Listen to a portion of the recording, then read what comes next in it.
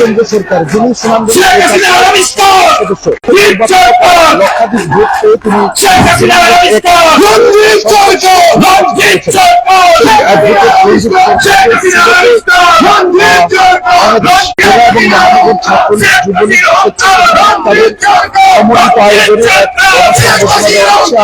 সেই সংগঠন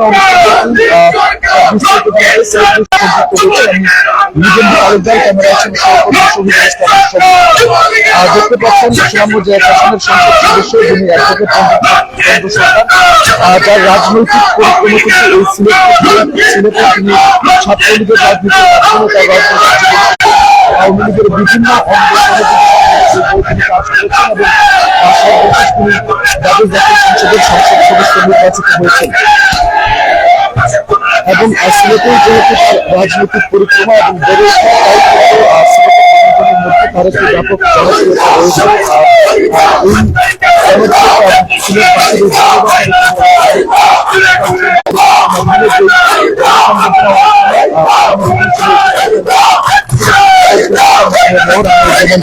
এবং এছাড়াও আওয়ামী লীগ সহযোগী সংগঠনের তারা কিন্তু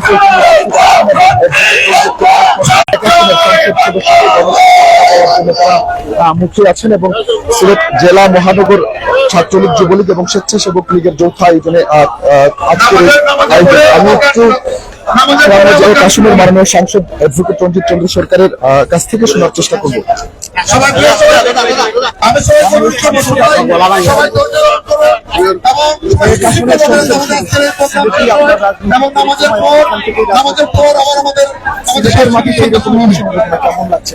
আমাদের মাঝে এখানে আমার প্রাণ ছাত্র রাজনীতি শুরু করেছিলাম এখান থেকে আজকে এখানে এসেছি মনে হয়েছে যেমন আমরা আবার পুরনো 40 বছর পিছনে আসলে আজকের এই পরিবেশে আনন্দে আবেগে আপ্লুত হয়েছি আর সেটা ভাষায় প্রকাশ করার মতো নয় যেটুকু আমরা এসে অনুভব করছি।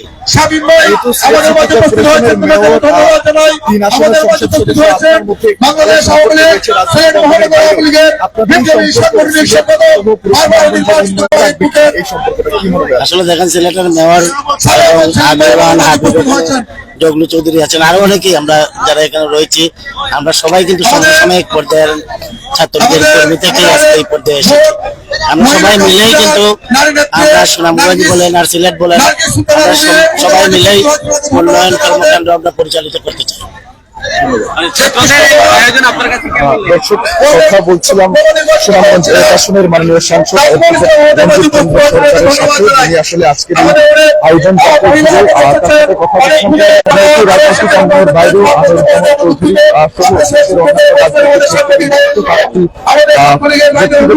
রয়েছে তাদের এই সম্পর্কের কারণে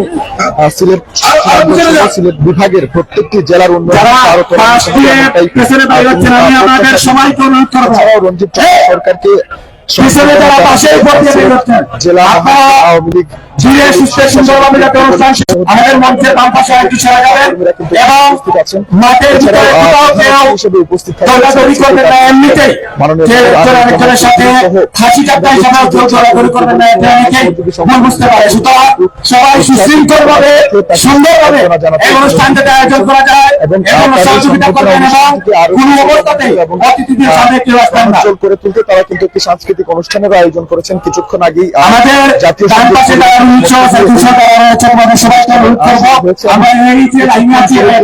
বাংলাদেশের এবং মঞ্চের সামনে আমাদের শিল্পীরা কিন্তু কিছুক্ষণের মধ্যেই আমাদের করবেন এবং সময়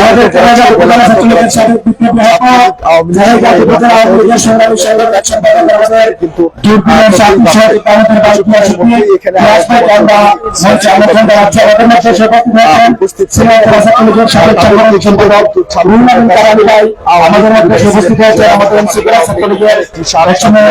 উৎসব মুখর পরিবেশ বিরাজ করছে সিলেটের এই